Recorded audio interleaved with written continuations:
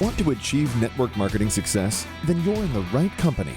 Hello, and welcome to Leave Nothing to Chance, hosted by networking marketing giant John Solider. Learn everything you need to know about the network marketing space from somebody who's actually done it. Join us every week for front row seats as we feature some of the finest and most successful personalities in network marketing. Leave nothing to chance. Join us now. Well, hey, it is a pleasure to say hello to Mr. Ed Mercer today. Ed, how are you? Oh my God, I'm over the top happy. I'm here in Florida, and it's 78 degrees and the sun is shining.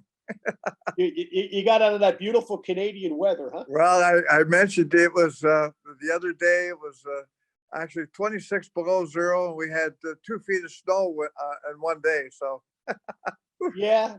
I think 78 in Florida would be very, very different, to say the least. But Ed, you've been in the industry a long time. I mean, what year did you get started?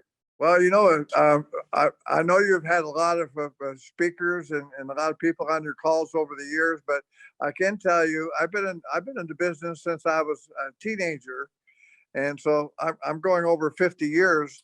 But my story is much different, perhaps, than everybody else's. I've never, ever had a job in my life. I've never worked for anyone. I've never got a paycheck from anyone in my entire life. All I've done is multi-level marketing, but I did it a little differently. Although I've been involved in the industry for 50 years, I worked it. I worked hard for. They say if you work 9 to 5, you'll make a living. If you work 5 to 9, you'll make a fortune. Well, whenever I got involved in a company, I took it to the top. And then after I made enough money, I took that money and traveled around the world. I've traveled in 86 countries. Wow. I've been in every state of the United States, every province of Canada, all 32 countries of South and Central America. I've seen the 7 wonders of the world. I've done all those things that's what I did with my money. I took my money and I built 200 homes for the homeless. I traveled. I worked with the World Wildlife Foundation, National Geographic, Audubon Society, Greenpeace. So I just traveled around the world doing what I wanted to do, and in India and Africa and Asia. Wow. But the money I made, and I had my book was called the 8th Grade Millionaire. The reason it's called the 8th Grade Millionaire because the only thing that kept me out of high school was out of university was high school. I never went to school, only to grade 8, but I was always in the direct marketing industry.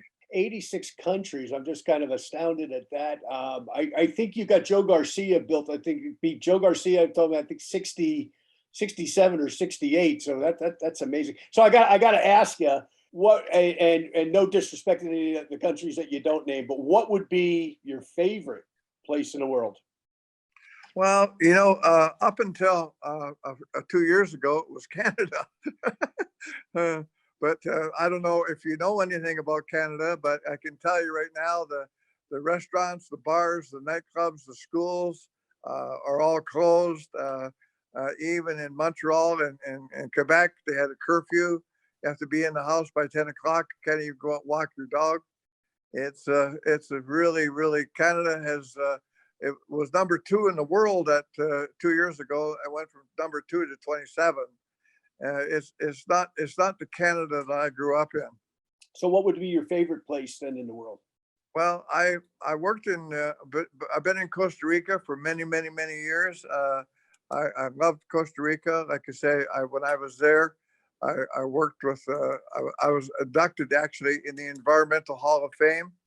And I worked in Costa Rica. We just briefly, I'll tell you what I did there.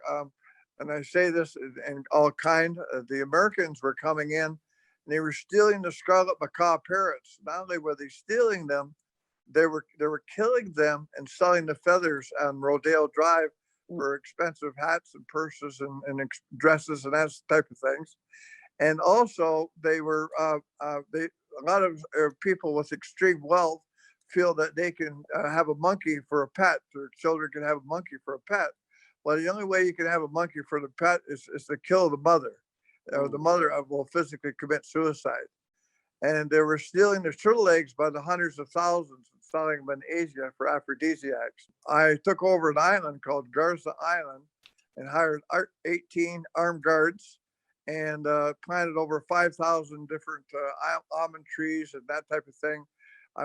We brought back over 450 Congo monkeys. We brought back a large population of scarlet macaw parrots. And we stopped all the poaching for as far as the robbing of the turtle eggs. So that's how I got inducted into the Environmental Hall of Fame. I worked doing that for 8 years. You hear stuff like that all the time. You see this. I don't want to name the guy, but he owns a chain of restaurants here in the United States. And he poaches elephants. He goes over to Africa and he shoots elephants and takes the tusks. It's like, what is wrong with these people? They don't get that. There's a finite amount of these creatures on the earth and they're beautiful, and God put them here for a reason, like they put us here, and I just don't get. I never get it, but anyway, I want to keep it to business, but I think we're on the same page on that one, Ed. No question. I don't understand why people do stuff like that. Just one more thing that what they were doing, people from all over the world, actually, they were coming in, and it was called shark finning. Where they come in, they take a 12 or 1,500 pound shark, bring it on board, cut off the fin with a chainsaw, and throw it back into the ocean, where it would actually physically drown. And they were selling the fin for $3,000, which shark fin soup is over $100 a bowl in China, and the fine was only $500. So working with the organization that I was working with, we're able to increase the fine to $100,000, 2 years in prison, and confiscate their boats. And so we were able probably to stop almost 100% of it. Wow. Well, thank you for doing that, because the next generation of our kids, our grandkids, our great grandkids, they deserve to know these wonderful creatures that, without work like that, unfortunately, they won't be here for us. So thank you for doing that. It's great work, to say the least. So let's come back to network marketing. You've been in it a long time, obviously. Network marketing, as you and I know, it's a self-development business. If you don't develop as a human being, you're never going to be as successful as you possibly could be, right? So what was the first book that got your attention?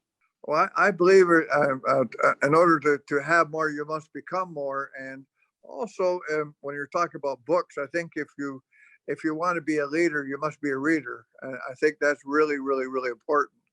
And as a lot of people that are in the industry, I think Think and Grow Rich was probably it's almost biblical. The Think and Grow Rich, and it's funny when you read Think and Grow Rich, because I've read it 4 or 5 times, and I was, that page wasn't there last time I read it.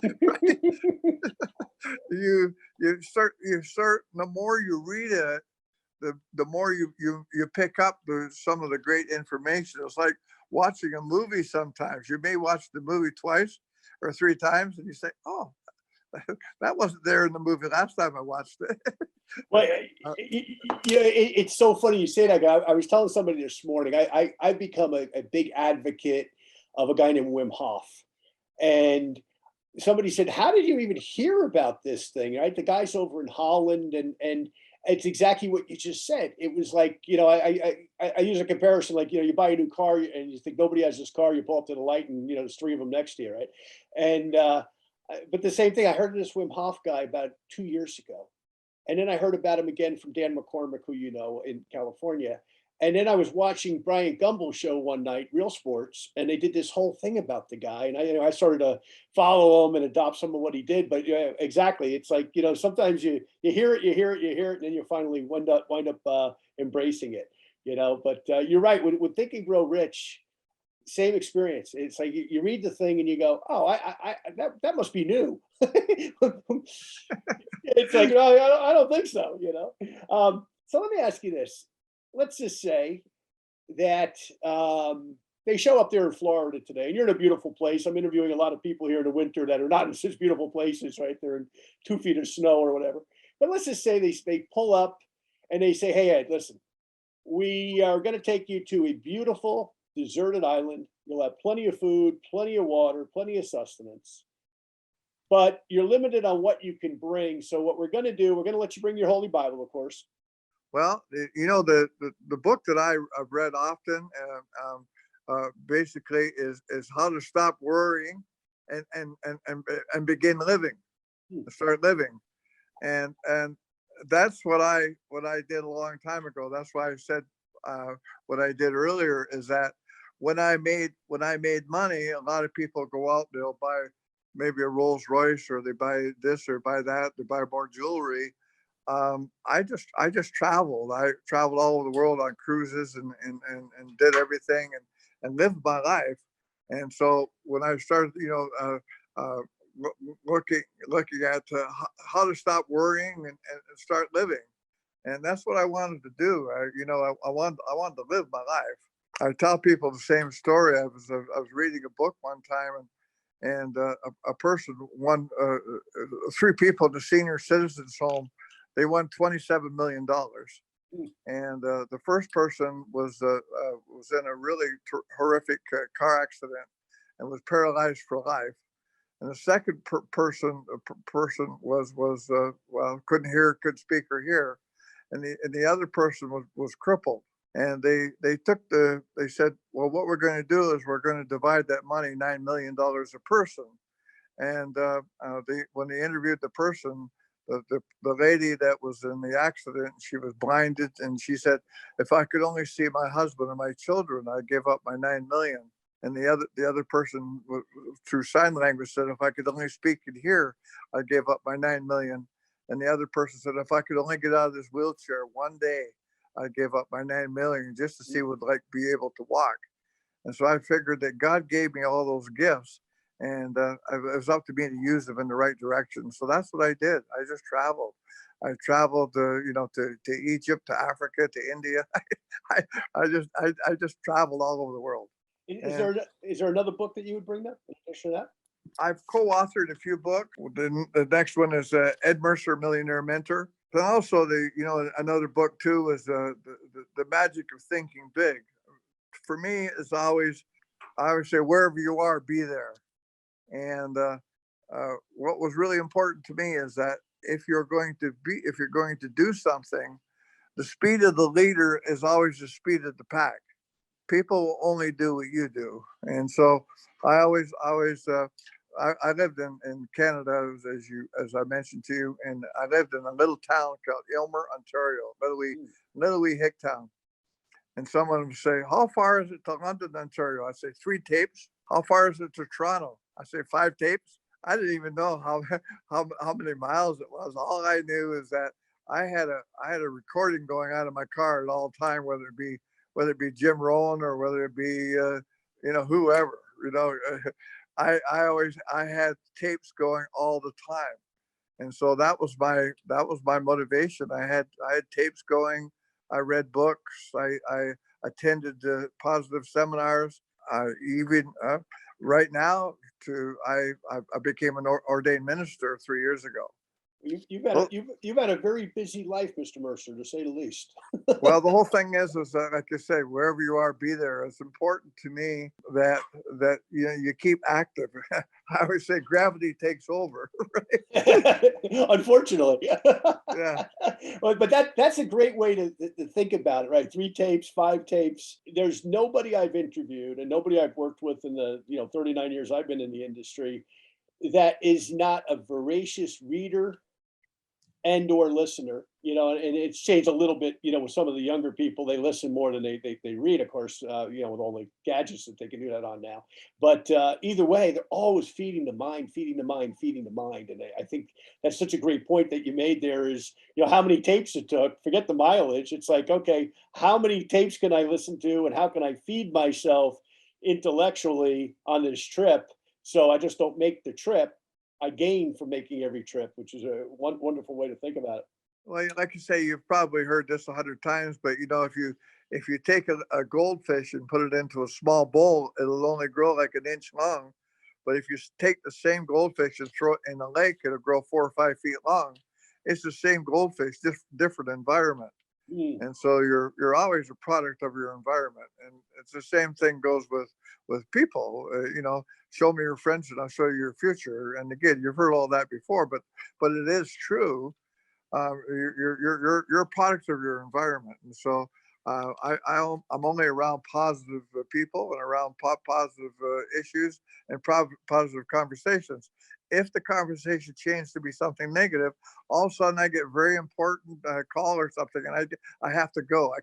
I can't listen to it. Well, you know what, too, in the last 2 years, with everything that's gone on in the world, we all have to change the film and the camera, so to speak, right? Which is have the positive conversations, because there's still a lot of great things happening, and they're going to continue to be great things that happen. So I couldn't agree more. So let me ask you this, Ed. The industry that we're in, that you've been in for a long time, I've been in for a long time. A lot of our listeners, and my listeners range anywhere from, a couple of weeks or a couple of months in the industry to, like ourselves, 30, 40, 50 years. But when I look at these last 2 years, prior to 2 years ago, there were certain people that would not look at the network marketing space for whatever reason, right? They had either, ideas about it, or they just didn't need to, frankly. They were doing well, doing something else. So let me kind of set up a question for you, and I would love your input on this. So let's say that as you're sitting there enjoying the beautiful Florida weather today, that there's a 25-year-old son and a 60-year-old dad. And prior to the pandemic, the dad was doing well. He was in upper level management with a company, did well financially, saved money for retirement, was starting to kind of, look at, improving his golf score over the next couple of decades. And the son went to college, did hard work, graduated on time, did all the things that he was supposed to do, and started out his business career. And then all of a sudden, we know what happened just about 2 years ago as we speak. And prior to the pandemic, those guys had no interest or desire for network marketing, didn't even want to hear about it. But now all of a sudden, circumstances have changed, the world has changed, and we've got the evolution of things like Zoom and all these other great technologies that just kind of fit in place with network marketing along the way over these 2 years. And they say, hey, you know what? Ed's been in this stuff for decades. He's written books on it. He's an authority on it. He's made a fortune with it. Let's go over there and pick his brain. What would you tell, no particular order, it's up to you. What would you tell that 25-year-old and that 60-year-old why they should consider the industry now, as opposed to maybe when they looked or considered it previously and didn't act on it? Well, briefly, I always say that in the whole world, there's only three ships. There's big ships and there's small ships, but the biggest ships are relationships. And I believe that the 25-year-old son with the 60-year-old father, what it does, it gives them an opportunity to work together. And with the pandemic, as negative as it may have been, or maybe as it is now, or may continue for a while, the whole thing is that more and more people are looking at the industry. And first of all, they have to have a product that they believe in. That's really, really important. And the key is, of course, they need to become a product of the product. The thing is, there are so many good products out there, and a lot of people. There are people that are not just 60 years old. There are people even older than 60 years old that have had some successful careers that unfortunately have fallen apart, and they're looking for something. And multi-level marketing to me is something that it doesn't matter what your past has been, whether you've been a lawyer, or a doctor, or a rocket scientist. It doesn't really matter. If you don't have a lot of money, number one, you could get into a business for a couple $100. And what a lot of people don't understand about the industry is that, for example, if you have a home-based business, you can write a portion of your electricity bill, your water bill, your space in your home. You can use that for as a discount on your mortgage. You can do all kinds of things. There's over 30 different areas of things that you can do by being involved in a multi-level marketing company. And you really don't even have to make any money for a couple of years to be able to have those write-offs. So it's a very, very, very exciting opportunity if you know what you're doing. Well, of course, too. Yeah, you're absolutely right. Because as they're getting their on-the-job training by doing, they're getting some decent write-offs at the same time as they're gaining the experience to grow a business. So great answer. So what's been your strategy? You've started thousands of people, obviously, in network marketing businesses over these many years. What's your strategy for getting somebody to go fast enough that they see that it's going to work for them? They gain that their hair on their chest, as our friend Larry Thompson used to say, right? They gain that, hey, I can actually do what Ed's doing or what John's doing or what somebody else is doing. What's been your strategy to get people really moving forward? Well, like I said earlier, too, the speed of the leader is the speed of the pack. You do not tell people what to do. You basically show them what to do. You can't expect someone to do something you haven't done yourself. And so for the first little while, you need to take people by the hand. Again, you need to, it's like anything else. If you started a job, if you started a new job and you didn't know what you're doing, you usually have a trainer, you have someone beside you that trains you and directs you in the right direction to do what you're supposed to do. And it's the same thing in this industry. It's a little bit of hand holding in the beginning. It's like an eagle. After a while, they kick the young out of the nest and let them fly on their own. You can't be there with them forever, but you need to train them, because everything is about duplication. And again, you need to share your product every single day. The product, you need to become a product of the product. But if you believe in what you're doing, you're speaking from your heart, not from your mouth. That's the whole thing. A lot of people think, in order to be successful, you need to be a salesperson. That's not true, right? What the real truth is to speak from your heart, not from your mouth. And people can see if you're sincere. And that's the whole thing. I say there's 10 reasons for being successful. Number 1 is integrity. The other 9 don't count, right? Right. And the Bible says the 10 commandments. It's not the 10 suggestions, right? And so what you need to do is you need to go out and like you say, everything is based on integrity, and get to people to. There's some people that are never going to do this, right? And there are going to be people that drop out, but they drop out for a reason. Sometimes people they get out there, they're good recruiters. So what they do is they recruit, and because they recruited too many people at the same time, they have no time to work for the people or follow up. I recruit real slow. But I have the longevity of the people. When I recruit someone, they last for years, not for weeks. Big difference. Yeah. Big difference. Everything is about retention. Exactly. So Ed, you're doing this a long time. You're in the process of moving to a very exciting place. If you want to share about that, feel free. But what does success mean to you? You've had a very successful life, very interesting life. Obviously, you've been a lot of places. You've covered a lot of geography. You've seen a lot of things that a lot of us may or may not ever have the opportunity to do. What does success mean to you at this stage of your life? Well, success is the whole thing is monetarily. Again, I live well, but once real quickly, I'll tell you real quickly. Prior to being here in Fort Lauderdale, I was in the Philippines for a year and a half, and I had 3,500 applications from homeless people from the church, and they give me a list of people that young women, street women, doing all kinds of things that they shouldn't be doing perhaps, but we took 863 girls off the street, provided them with a home, and provided them with food and give them computer training, and got them jobs in call centers and reunited them back with their families. Wow. So that's success for me. So it's not how much money you make, is what you become as a result of it.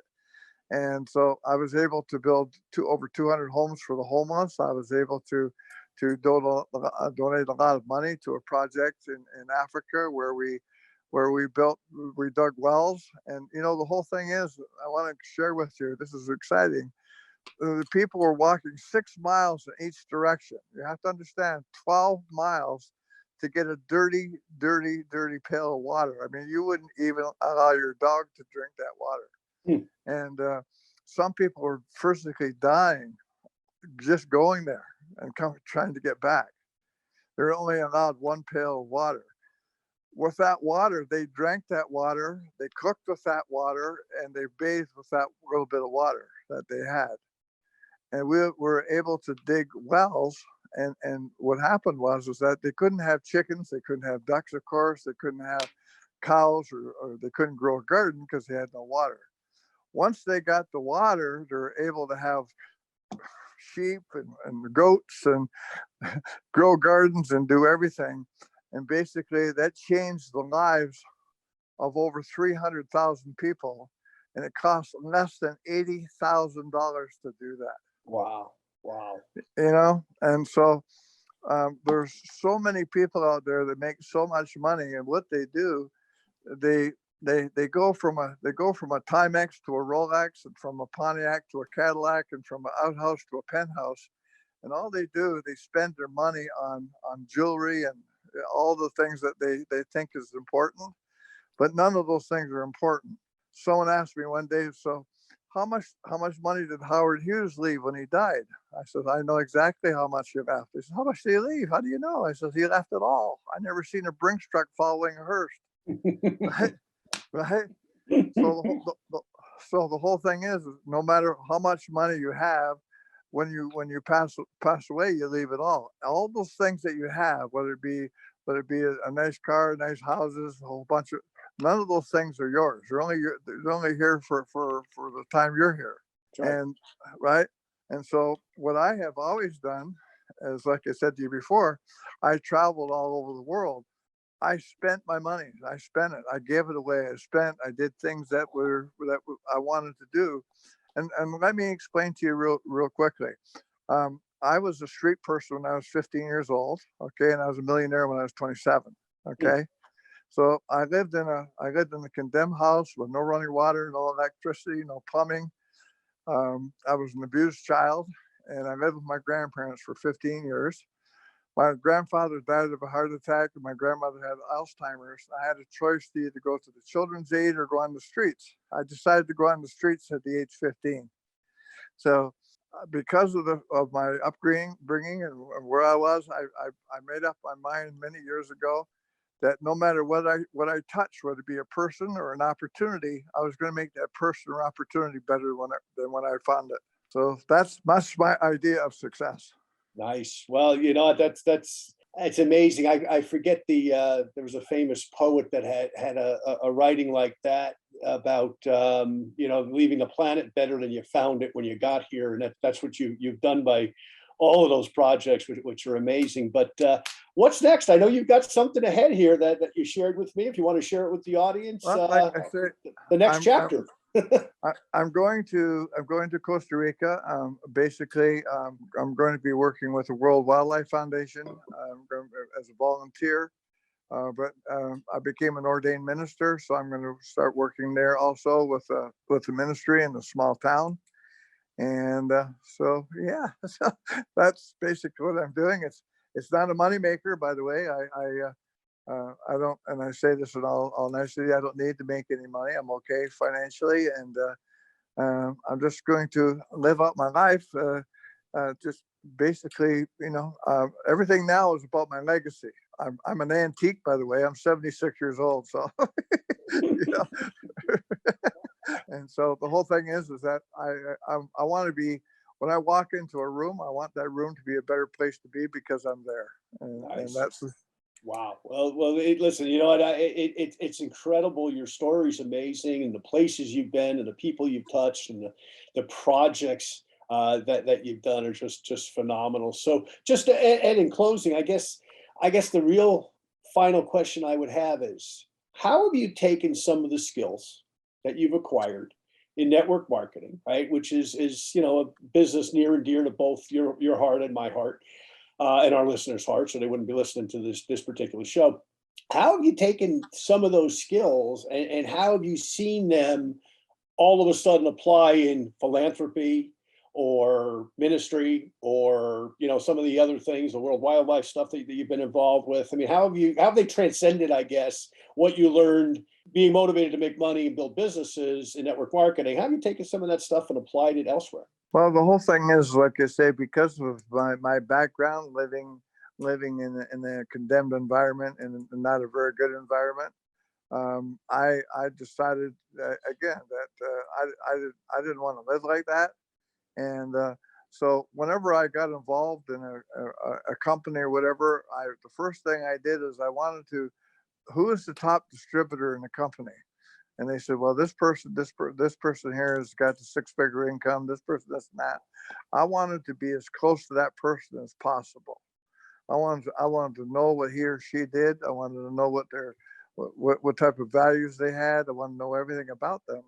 So once I knew what they were doing, I duplicated what they were doing, but I did more of it, right?